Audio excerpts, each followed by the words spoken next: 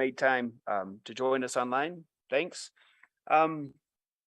So we've got just to make sure you're in the right place. This is a presentation, a seminar on market segments, product profile, target product profiles, and pipeline investment cases. In short, this presentation reviews about 2 years of work in Module 1 of Excellence in Breeding. And today presenting is Peter Coaldrake.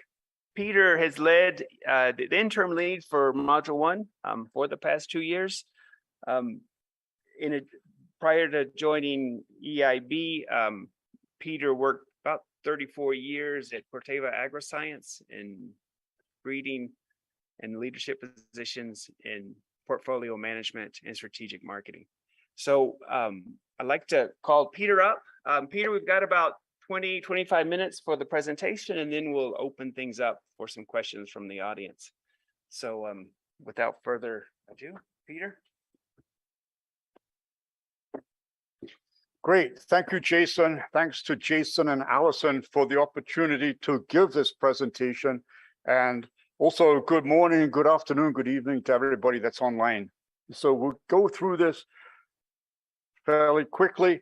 To give you some background, as before I joined EIB, the focus of Module 1 was really on capturing product profiles of leading products by center, by crop. When I came to EIB in May of 2020, I was asked to develop pipeline investment cases in response to one of the 6 funders' requests from Crops to End Hunger. So when I started asking about, okay, what do we know about market segments? How do we start to understand opportunity? I got blank looks and by and large. And so what I did was sort of dig in then to say, okay, what had been done? What was known, and what did we need to do in order to be able to generate realistic pipeline investment cases? So that meant identify and describe crop market segments. That meant document and understand what breeding pipelines were in existence and how much money was being spent on each of those breeding pipelines. And then we could develop the first round of pipeline investment cases. And then the next step was to develop a target product profile for each market segment. So we could really start to see, did it make sense that a pipeline was aligned on multiple market segments, each with a unique target product profile? So we went through all this, and you'll see it in the presentation, but basically we generated version 1 of the current crop market segments, pipeline investment cases, and target product profiles. And so this is what's happening across the centers, across the crops today, right? So it's documenting in a consistent way what's happening center by center, crop by crop. So as I think about doing this, essentially there's 2 areas, key areas of work. One is to understand the opportunity, and that's the market segments. So we set out to identify and name the market segments. Then we set out to describe the opportunity that existed in each of those market segments. So how many hectares, how many people, how many tons of grain were produced, how many people were in poverty, et cetera, et cetera. And then we created a target product profile that defined the ideal product for each of those market segments. On the other side, then, on the investment side, we needed to understand the pipelines, and we needed to understand how much was being spent on each pipeline, and which market segments each pipeline was focused on. Bringing those 2 together, then we could create a pipeline investment case. We could say we're spending this much money against this opportunity. So how did we define a crop market segment? It was consumer and processor requirements plus grower requirements equals a market segment. We did this at the 1 CG subregion. So essentially a crop market segment is what's being produced, where and how it's being grown in a particular region equals a market segment. So the definition is a group of growers with common variety needs driven by processor and consumer requirements, that's what needs to be produced, combined with a set of grower requirements based on where and how the crop is produced. That's our definition of market segment. We did it at the 1 CG subregion, and so that's what you'll see. Next step was then to identify and name these market segments. So we did it by crop, we did it by 1 CG region, we did it by 1 CG subregion. Then we looked at crop type. So what crop is being produced how's it going to be used, then color of the grain or flesh, then where the crop's grown in the 1CG subregion, how the crop's grown, and maturity. So these were sort of the criteria that we used. Not all these criteria are relevant to all crops. Obviously, it's a perennial crop. Maturity is not a criteria in identifying a crop market segment. And so you can see we can roll these up from the 1CG subregion to the 1CG region if we want to. We can roll up further to just a global view.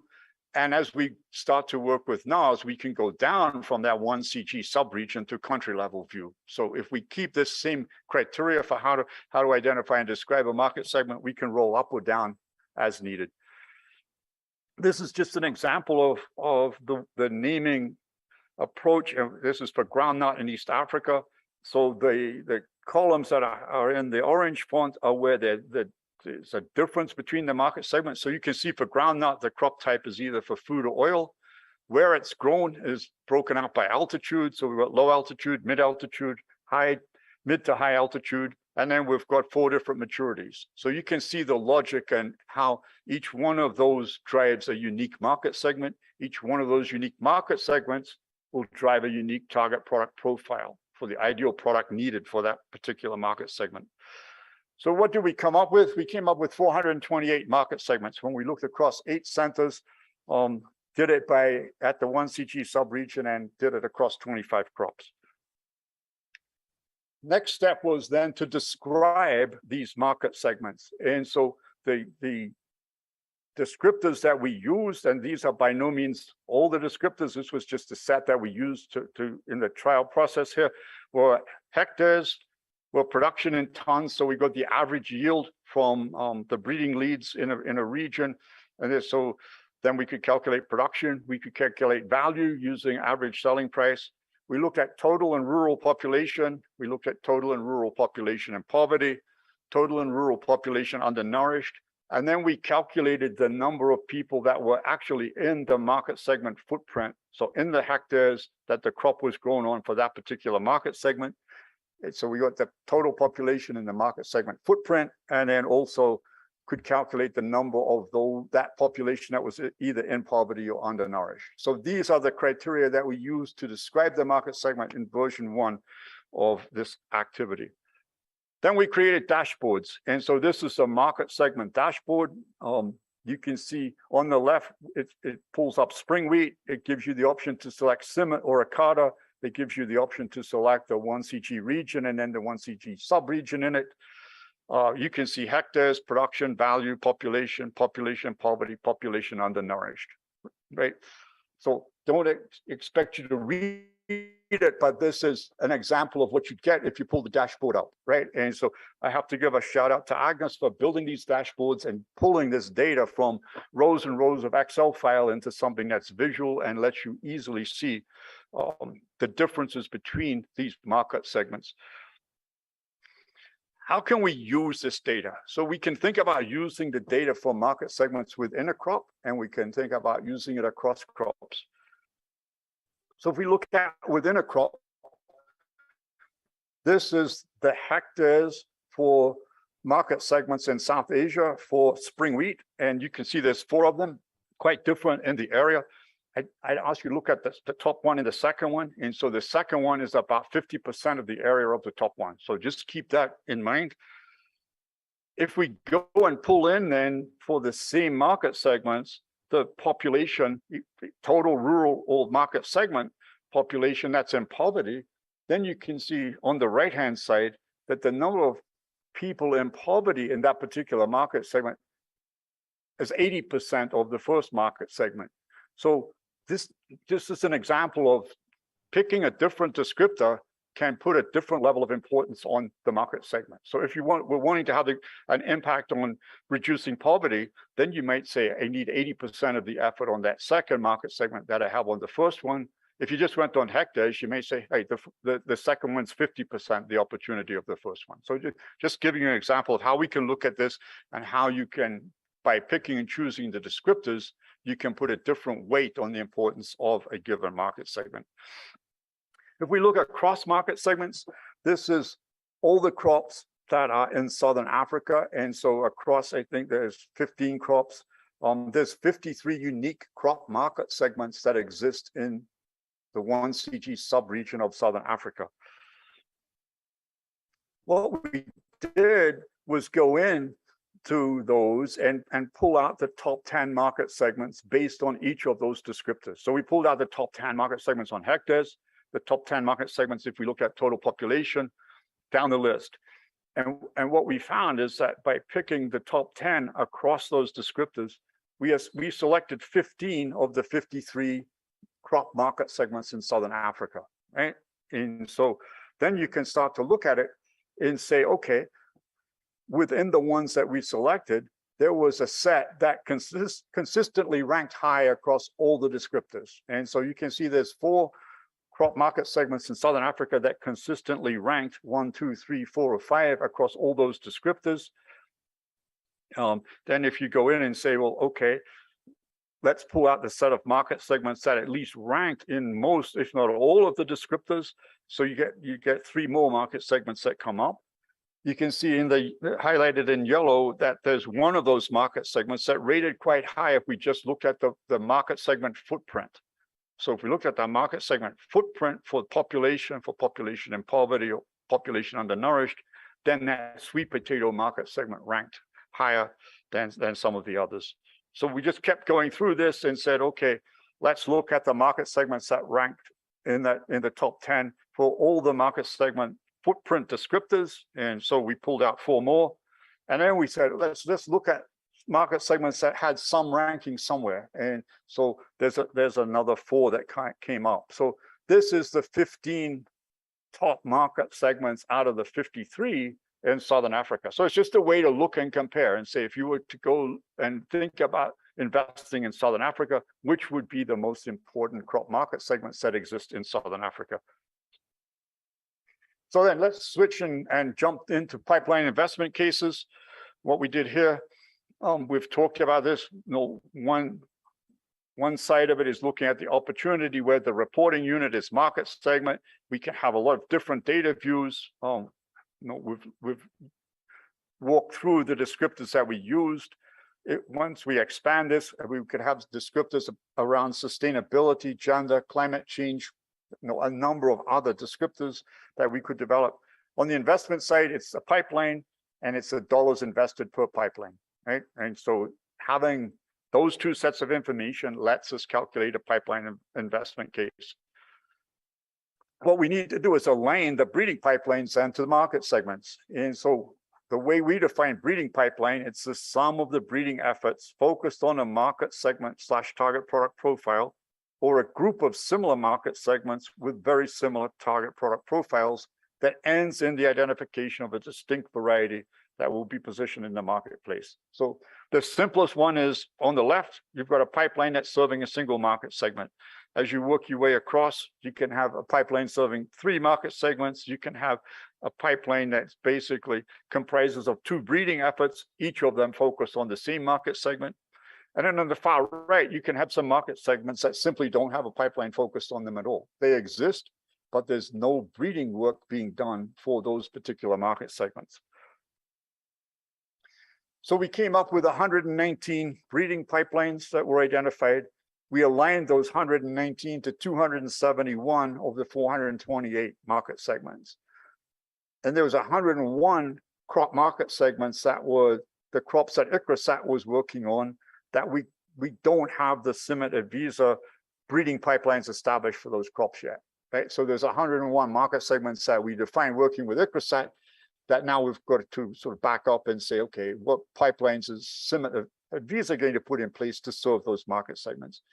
And then we had 56 market segments out of the 428 that didn't have any pipeline aligned to them at all. Right? So there's an opportunity out there that's not being addressed by a CG breeding pipeline. And without the ICRASAT investment, the total investment across the pipeline summed to about $100 million. It's in the ballpark. It's not nearly as accurate as it should be. And it's an area that we need to work on, but it's close to the amount of money that's being spent. And so in relative terms, comparison between the pipelines, I feel okay with, but we can tighten it up as we go forward. So just some background on this pipeline investment data. The pipeline investment numbers represent 2020 investments. So there's some change from 2020 to 22 and what's being spent on these pipelines. All the descriptors describe the activity today or the population today. Doesn't look, it's not forward looking, right? And so as we think about what we need to do going forward, we need to get forward looking descriptors and say, what's the opportunity 10 years out? Because what we're investing today is going to result in product 10 years out. And the alignment of pipelines to market segments reflects the current situation. So it reflects what's being done today. That may or may not be the right thing to do. And we need to look at that and optimize it and say, are we asking too much of some pipelines because we're asking them to serve multiple market segments with quite different target product profiles? This set of data to me should be used to generate questions. And there are many, many ways to interpret this data, right? And so we have to be careful and we have to do it as cross-functional groups because someone could go into this, pull something out, and without input from another group, they could make some incorrect conclusions or statements about what's being done. The other caveat on this is that there's one CIMMYT cassava pipeline that's targeted at 1,000 hectares. It's got a significant investment, $800,000 on an annual basis. That investment's coming from a private sector. I pulled that out of all these numbers because if you leave it in, it just skews everything, right? You've got a huge investment against a very small opportunity, and it just throws everything off and makes it a challenge to interpret.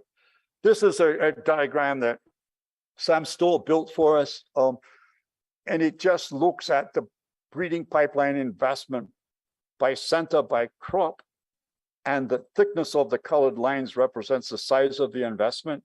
And so it's just a quick way to sort of get a relative feel for how much is being spent by center, by crop. And it also lets you see that for several crops, there's multiple centers working on the same crop, which is particularly relevant for wheat. And you can see that there's some Acada investment that's coming into wheat, albeit very, very small. Particularly relevant for rice, where there's Erie rice investment, there's Africa rice investment, and there's CIMMYT rice investment, sometimes not targeted at the same market segment.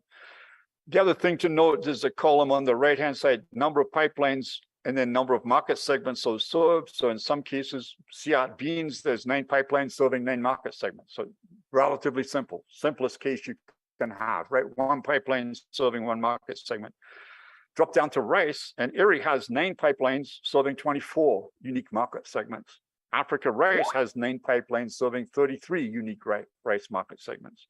So you start to say, okay, are we pushing those pipelines by asking them to serve a large number of market segments?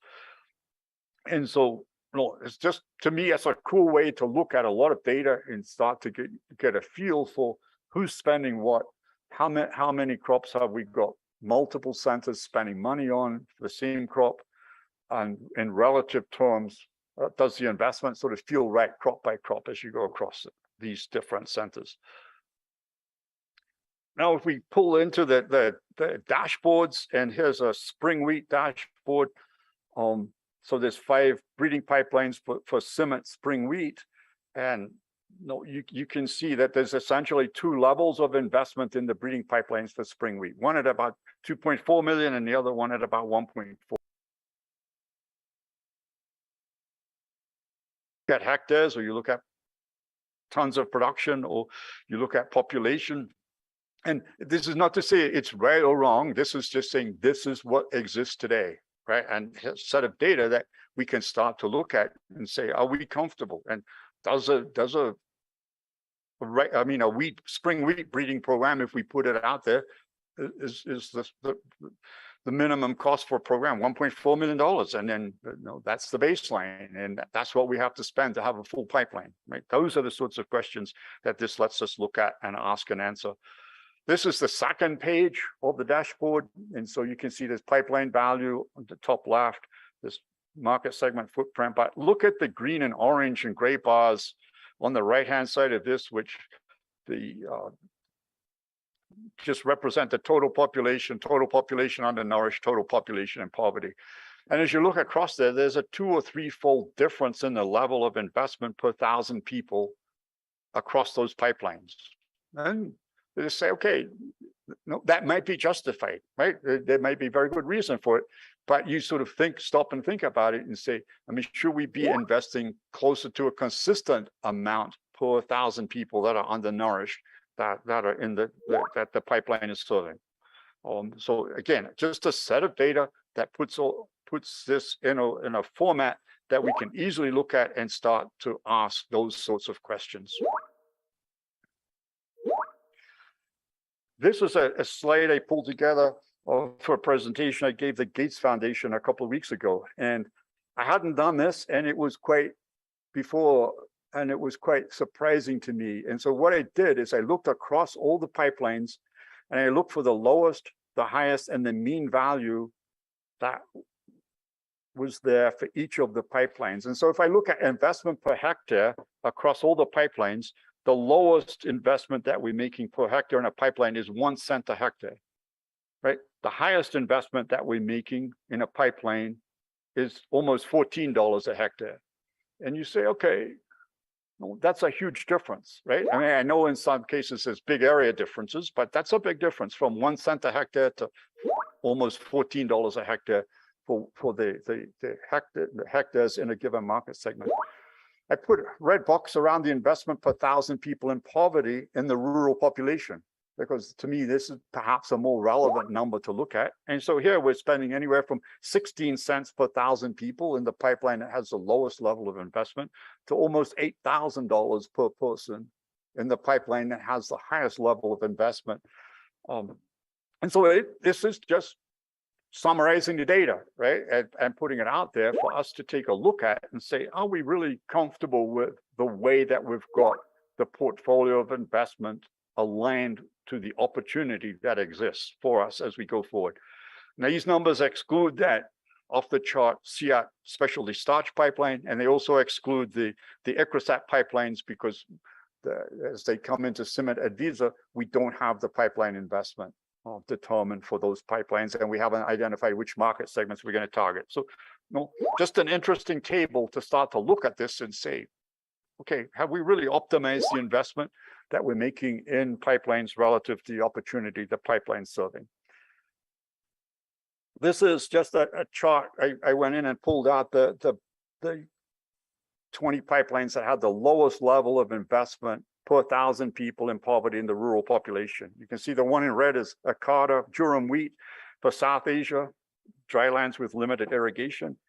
But when you dig into it, we're only investing $30,000. So from my perspective, we don't have a full pipeline. We may have very limited testing. That's about what $30,000 is going to buy us. And there's 600,000 hectares there. So low investment, low number of hectares. So, it is what it is. You can look across here and you can see there's a number of Akata pipelines that fall into this bottom 20.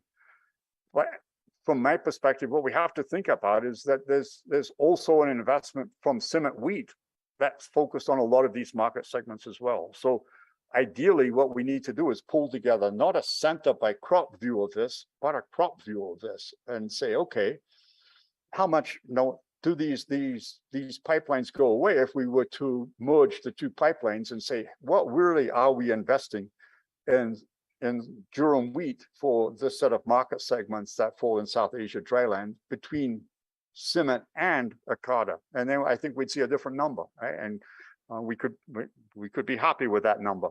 And so just want to call that out, that we need to do the same thing with rice. What's area investing, what's Africa rice investing, and really look at the total investment that's being made against the market segments. So just my thoughts on the current pipeline investment. This just how I position it, how I think about it as we go forward.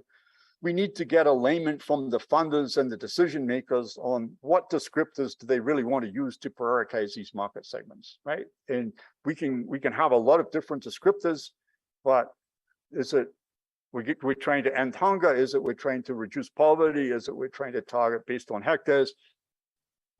What descriptor are they going to use to start to think about prioritizing investments? We need to look at the pipelines that have a significant investment today against a relatively small opportunity. And Opposite to that, we need to look at the pipelines that have a large investment today or no investment today, where there's a significant opportunity, right? And so we need to go into this and sort of look at the tails and start to say, are we comfortable with the tails of the distribution, and keep working our way back towards the mean of what we're doing. We've talked about consolidating market segments and pipelines for crops with multiple centers focused on the same market segment, but saying that there's different pipelines.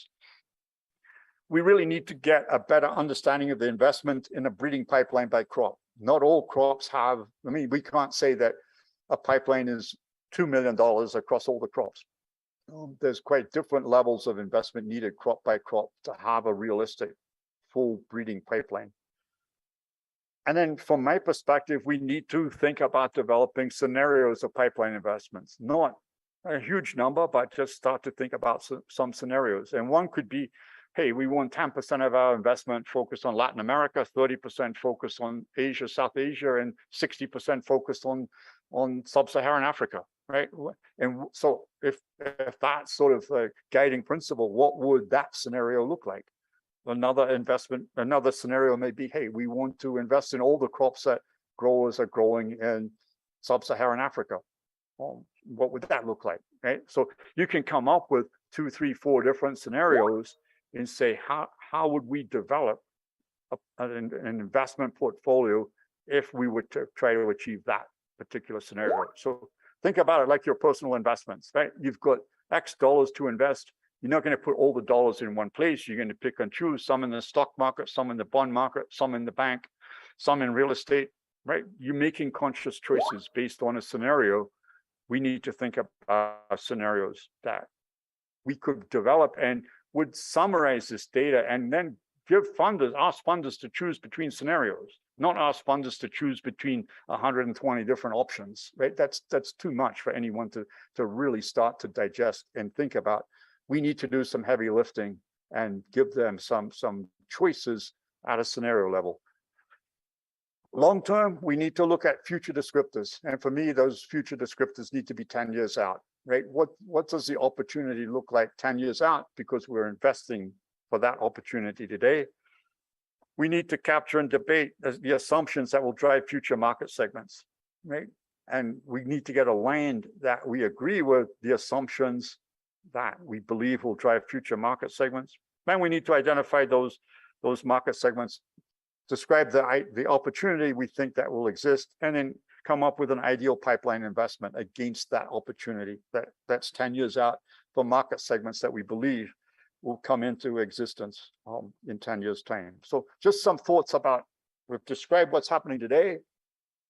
As we stop and think about the investments we're making are for the future. We need to think about looking at market segments of the future. Target product profiles, to round this out, a target product profile is being developed for 340 of the 428 market segments. We've got an agreed to across EIB, AIB, and Market Intelligence Initiative on what the template looks like. The template lists the traits required, the scale that the traits will be measured on, the minimum threshold score required for each trait in the product for that particular market segment, whether the trait is essential to have or nice to have for that particular market segment. And if it's an essential trait, is the breeding pipeline aiming to improve it, or is the breeding pipeline aiming just to maintain it, right? And so maturity is an example of the breeding pipeline is going to maintain maturity. Yield is an example of the breeding pipeline over time is going to improve yield. And so that's what's in the pipeline, in the target product profiles. Each template was built in a way that we could easily look across the TPPs within a crop to understand the differences between market segments, right? So as we start to align pipelines to market segments, we need an easy way to compare the TPP for those market segments to say, is it realistic that a pipeline can deliver on 1, 2, 3, 4, 5 market segments? We've captured the current leading products in each market segment. And if we get this right, the TPP should be used for all product advancement decisions and for all parent selection that goes into new breeding crosses for a particular market segment. And so I think about a target product profile as a sheet of paper that I should be able to give anybody that would go into an advancement meeting And that person could sit down and say, yes, these are the products that need to be advanced. They don't need to be a plant breeder. They don't need to be a scientist. They've got, this is what the product needs to look like. Here's a set of products up for consideration for advancement. Which ones meet the criteria? It's as simple as that, right? If we use this, if we get the TPP right, and we use it to advance product, then the products that we create and deliver to the marketplace should be what the market segment wants if we've done our work well enough and we've been consistent in what we advance. This is just an example of a TPP for spring wheat for South Asia in the optimum environments, rain-fed and normal maturity. This page is for the grain traits, so the consumer and processor traits. Anything that's in that light orange, and there's one of them here, though it doesn't show up too well on the screen, is sort of missing data at this point. So we know falling number and we know we're going to measure it in seconds, but we don't know what the threshold score is. We don't know whether it's nice to have or essential, and we don't know whether we're trying to improve it or maintain it, right? We just need to complete this with the wheat breeding team and say, okay, yeah, we've got it and we know what these are. This is the second page, which is agronomic and disease traits. You can see that there's some in blue here that are indicated not applicable. So as we look across market segments now, we can see, hey, do we need fusarium in a particular market segment? Yes or no? And are we asking a breeding program that's focused on a market segment to have fusarium, and another one they say, no, we don't need it. Same thing with wheat blast, right? At the bottom of this, there's two categories that are important from my perspective. It's production and multiplication traits. So what's the minimum standard for production and multiplication traits? Because at the end of the day, someone needs to be a reliable producer and supplier of seed of the new varieties that we create. And if we don't get these production and multiplication traits right, and we're not conscious of them through the selection and advancement of product, we may come up with a great product, but we can't reliably and consistently produce it. And so in my mind, that's not a product, right? And then also we've got unique product registration traits. So are there traits that are in national product registration trials that we haven't captured in the TPP above, that we need to be conscious of, because we don't want to get one step in front of the finish line and realize that we needed to have trait X because that trait was required to get through the national product registration trial, and we didn't select for it. We weren't conscious of it, and so it's hit and miss if we have it and we get through that national registration trial. And then you can see the benchmark or check varieties at the bottom. So in this case, we have 13 essential traits for this TPP, 3 of which we're trying to improve, 10 of which the breeding pipeline is trying to maintain. And from a breeder's perspective, which I was once upon a time in my life, 13 essential traits, 3 of which I'm trying to improve, 10 of which I'm trying to maintain, is realistic, right? But if I start to see the number of essential traits being 20 or 25, and I'm trying to improve 10 of those, then that becomes unrealistic from a breeding perspective to do that and to make significant progress, right? So just in summary, to round this out, we're working with EIB Communications to help us improve these dashboards. You saw some of the work that they did here, and we want to get it published on the EIB toolbox. So we want to get it published somewhere, right? So that people can have access to this. And so we need to work in conjunction with Jason and the market intelligence group to say, where are we going to put this? So that people can go into it and start to get comfortable with it and understand it. We need to, as we go forward, market intelligence work package 1. So Jason and team are going to take over the maintenance and update of the crop market segment databases and dashboards. The work package 2, led by Vish Banda, is going to take over the maintenance and updating of TPPs. And work package 4 and market intelligence is going to do the pipeline investment file updates and generate some dashboards on pipeline investment cases. So as we move forward, as I move forward now, after having sort of established this foundation, what am I going to do? What is Refocus going to do? We're going to look at coordinating and reviewing the feasibility of delivering the product defined in the TPP. And so is it realistic? Do we have the traits in elite germplasm that have been identified in the TPP? Have we got too many traits that we're working on, too many essential traits that we're working on? And so just, bring a breeder's perspective to the feasibility of delivering the TPP. We need to look at the alignment of TPPs to the alignment of pipelines to TPPs and market segments, and just say, are we being over optimistic with what we can do? We need to work with ABI Discover and Sarah on reviewing and aligning the traits that are in trait discovery pipeline with the traits that are in these TPPs. And so why are we working on something in trait discovery if we don't have it in a TPP for a product that we want to create in the future? Or if we have something in TPP for a future product that we don't have in elite germplasm, is trait discovery working on it, yes or no, right? So is it feasible at some point we'd be able to deliver that TPP? That's what we need to work with Sarah. And we need to work with the Breeding Resource Initiative to ensure that we've got high throughput phenotyping assays developed and deployed for all these traits, right? And so if we don't have a high throughput assay, and we're not routinely using it, then chances of us delivering the product defined in the TPP go down significantly. So that's a summary of what we've done. Would love to have a discussion, people's reactions, questions, thoughts on next steps. So we'll open it up for the people in the room and people on the Zoom call to ask whatever question comes to mind. So again, thanks for the opportunity and hope you found it useful.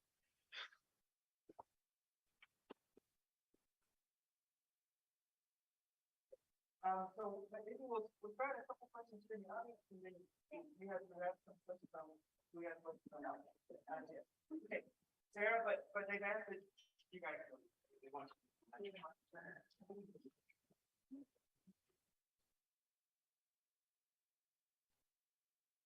Thank you, Peter.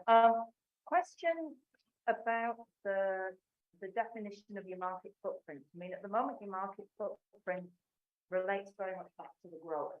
So where are the growers? However, you're potentially missing trading of grain and commodities. So thinking of areas which may be the bread baskets of the world. So northern parts of India, for example, where that grain is traded across a much wider area. How do you potentially look at that moving forward so we get a better understanding of the consumer footprint that a particular region is serving and incorporate that in some of the analysis? Yeah, no, great question. And my response is Jason's going to do that.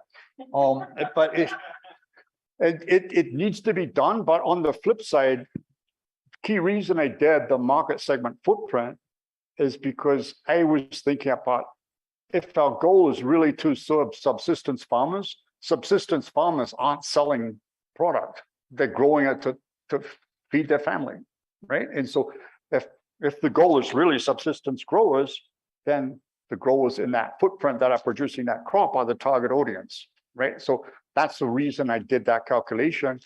I think, I hope it came across clearly that what we did here was version 1.0, right? It was what could one or two of us get done that established a foundation baseline across all centers, all crops that we could build on. Your question about how do we bring in grain movement and so on, great question. We just didn't have the resources to go and do that, right? And so I think market intelligence needs to look at that and say, okay, is that a priority, right? Should we do that? And if it is, then they've got resources that they need to devote to it. So not a cop out. This was a huge amount of work to get this done, and give us a baseline. And there's a lot more data that we have that we could show. I mean, we could look at number of young women between 15 and 24 is a great descriptor, right? And then you start to look at that and say, well, okay, if that's a target audience for these pipelines, then which market segments have the highest number of young women or number of kids between 0 and 5? So there's descriptors that are out there. All of this work that we presented here is built from the country level up, so we can come from the country level up to the 1CG subregion. We had to do that because all the data was available at the country level to bring in. So it's there. It's just how complicated do we want to make it, right? And from my perspective, it's relative ranking of this stuff that's more important to me than absolute value, right? And so how do we think about relative ranking the data to get it? So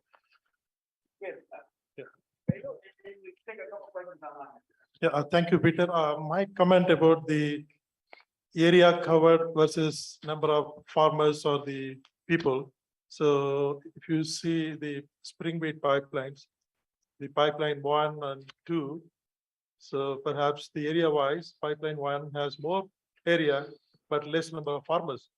But pipeline 2 has more farmers, maybe same size of the area. So how do you decide, I mean, in the future, so how will be the funding? It's based on the number of farmers or number of consumers or based on the area? Yeah, I think Valu's question is a great one, right? And that's why I reference that we need some decisions about which descriptor folks want to use to start making these decisions. And if I was doing it, I would do it on multiple. I would do a version looking at hectares. I do a version looking at number of people in poverty, and I'd start to say, am I pulling out the same market segments for both descriptors? If I am, then that's where I need to fund. If I'm pulling out different market segments, then I need to start to really think through, what am I investing for? Am I investing for hectares? Am I investing to reduce poverty? Am I investing to reduce number of people undernourished, right? And each fund is going to have perhaps a different criteria that they want to use to prioritize their investments, right? And that's a discussion that needs to happen. And when I presented to the Gates guys, they said, well, yeah, but how did you do it in the commercial world? And I said, the commercial world was easy.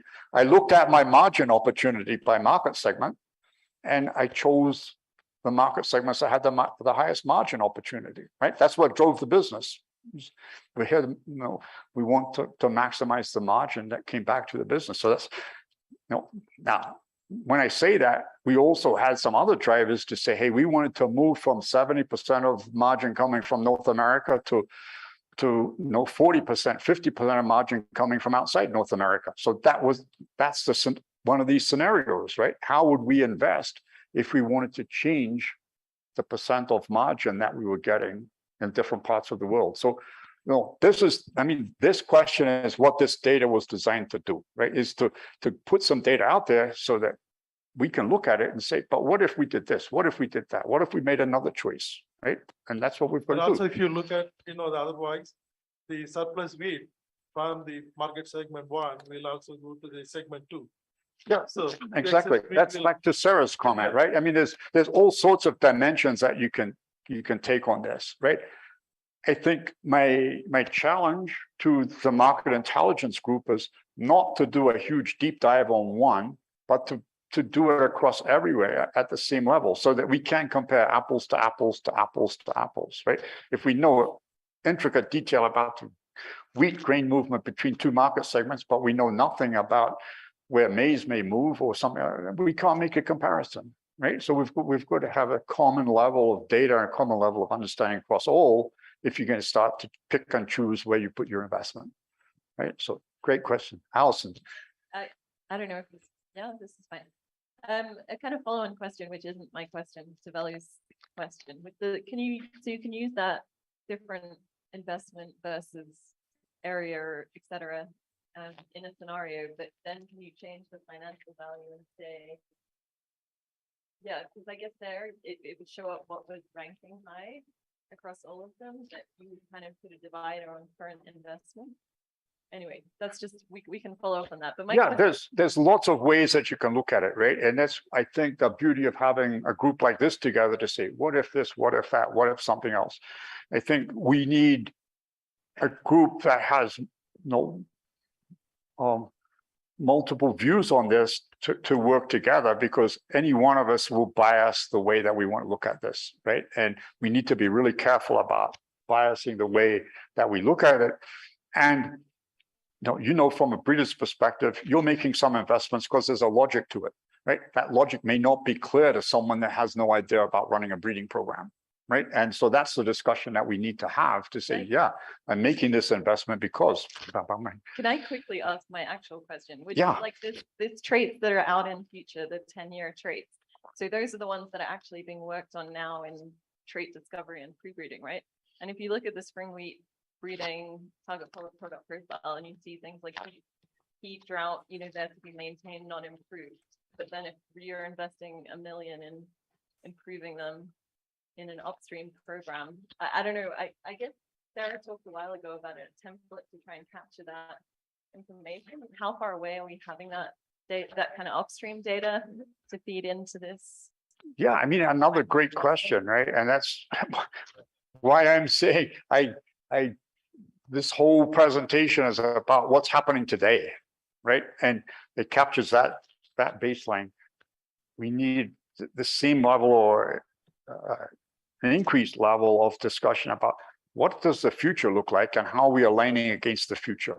And well, if we accept that climate change is going to result in 2-3 degrees Celsius difference in temperature, then should we be growing maize or should we be switching to sorghum or millet or something else in some of these things, right? There's all sorts of things that we need to be thinking about. So, a great point. But what I think we need to do is think about target product profiles for the future product.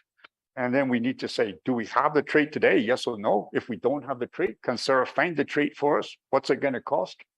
Does it make sense that we invest that much money to get that trait to create the product for a market segment? Or should we say, no, it's not feasible, doesn't justify the investment. Let's look at the next option, right? So that's discussion that we're starting to have. We needed this data set, I think, to help us think through that and start to get everyone on the same page. This is what we know. Where do we want to go, right? And it's where we want to go is the most important thing because we're investing for where we're going today. Thank you. We have some questions in chat. Janet, would you please open your microphone? Hello, thank you very much. And fortunately, people already asked some questions about the future stuff, which I also had. So thank you for that. So another thing that was on my mind was regarding, I thought it was interesting that you had in your, and I don't come from an economics background, I come from a breeding background.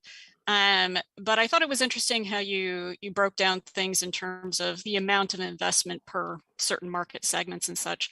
And I'm wondering if your group is also looking at plugging in the risks of not investing in certain traits. So for example, because not all traits cost the same amount to invest in. So so in my mind, there are risks of not investing even if something is expensive.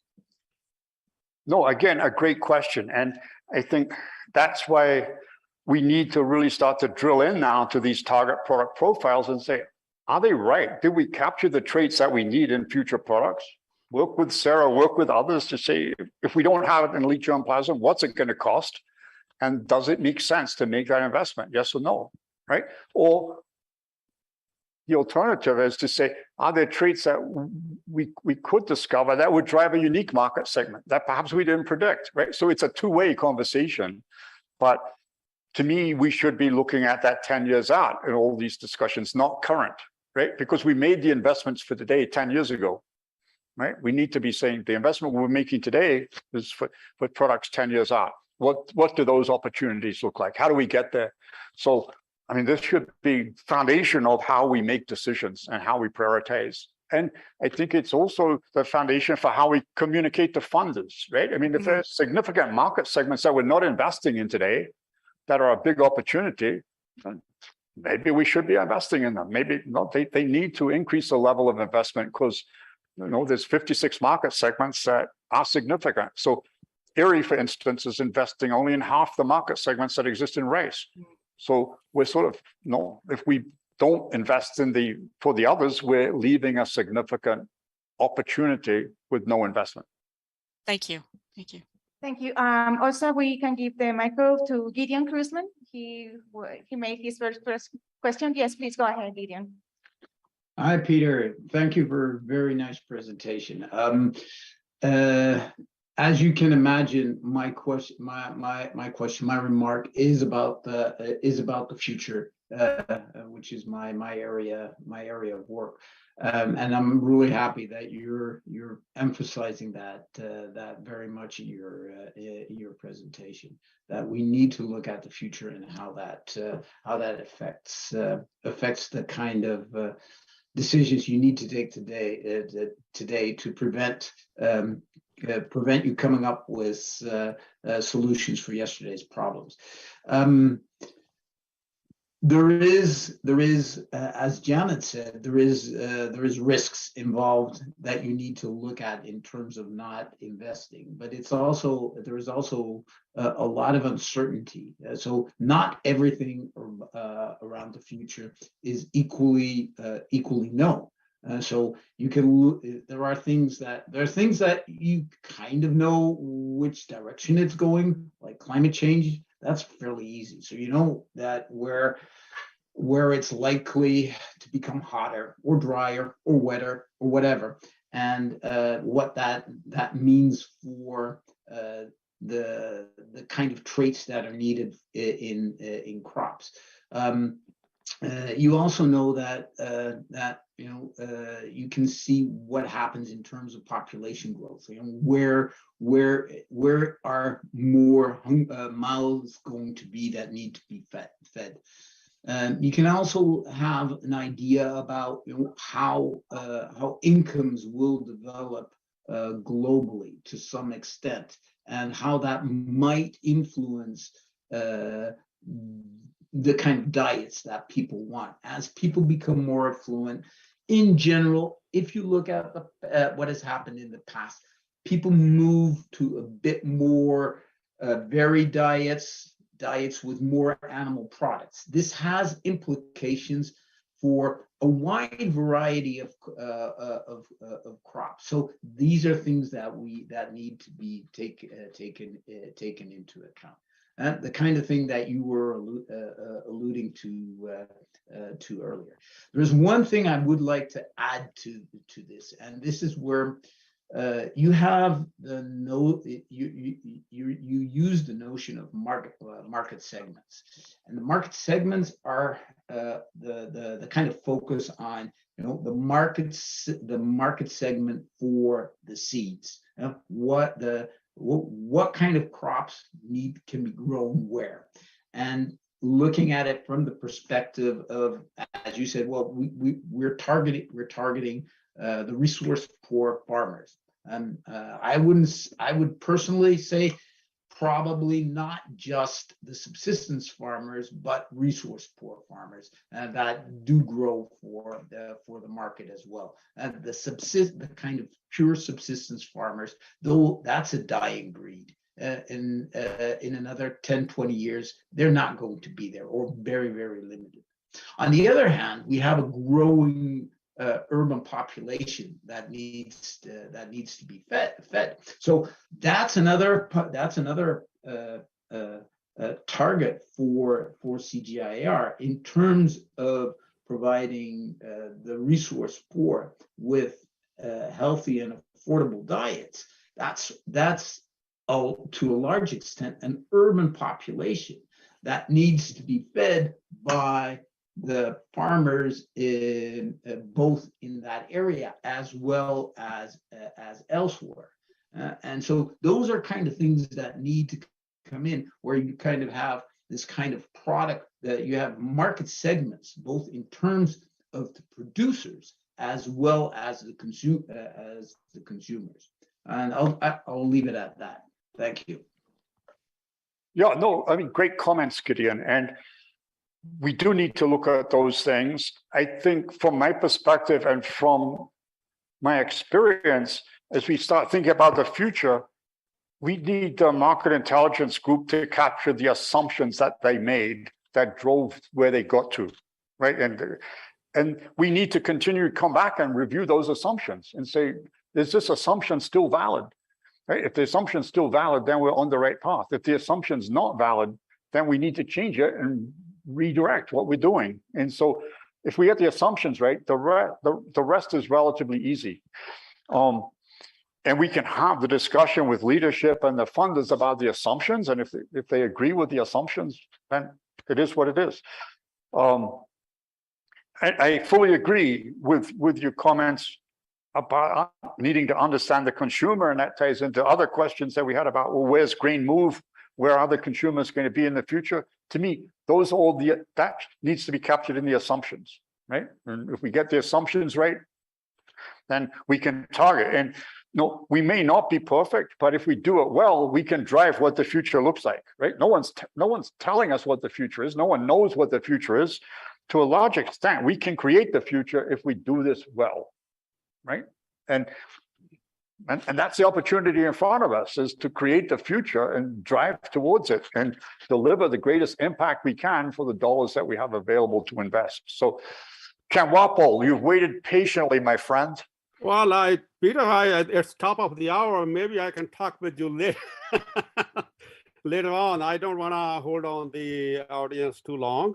I have a couple of comments actually. One was just this, that the big figure you showed about various crops, for example, rice and wheat and maize. They kind of like, rice was the largest one in that figure.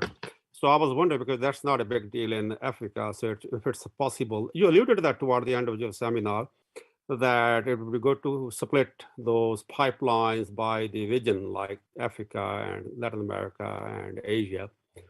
So that it would be nice to see, because Africa is where most of the emphasis these days is of the donors and everybody else. So it would be good to amplify what's important in Africa. I'm sure you probably already have done that. And the other comment I want to make is there's all these breeding pipelines, target product profiles. We both worked at Corteva. You remember that how corn essentially displaced sorghum and toward the west and barley towards the north, just because of sheer productivity. So in terms of prioritizing what's most important, first and foremost, I think it's going to be just food security. How much grain did you harvest per unit area? And then all these fancy traits, they come later. Just with those couple of comments. I can give one more example, but I think we're running out of time. Yeah, no, I mean, great comments, Ken Walpole. And if we had a day for this discussion, then we could break these things out into regions and start to drill into it and say, okay, right? I think my challenge to the CG organization and to the funders is, what assumptions are you making? Where do you want to make your investment, right? Do you want 70% of your investment to be in Africa? Yes or no? If you say yes, then okay, now we can come up with a scenario that 70% of the investments in sub-Saharan Africa, and 20% in Asia and 10% in Latin America, right? Yeah. Then you can drive it. But if you try to do it from the bottom up, then everyone has an opinion, right? And everyone's kind of, And so I fully agree, and we'll get there, right? And so I think what we have to accept is this is a long way from perfect. What it is a consistent view across centers and across crops, right? We can only improve it from here. Oh, sure thing, We've never had this before, so we haven't had the option to look and see, okay, are we in balance or are we completely out of balance? Right? We can make some subtle adjustments.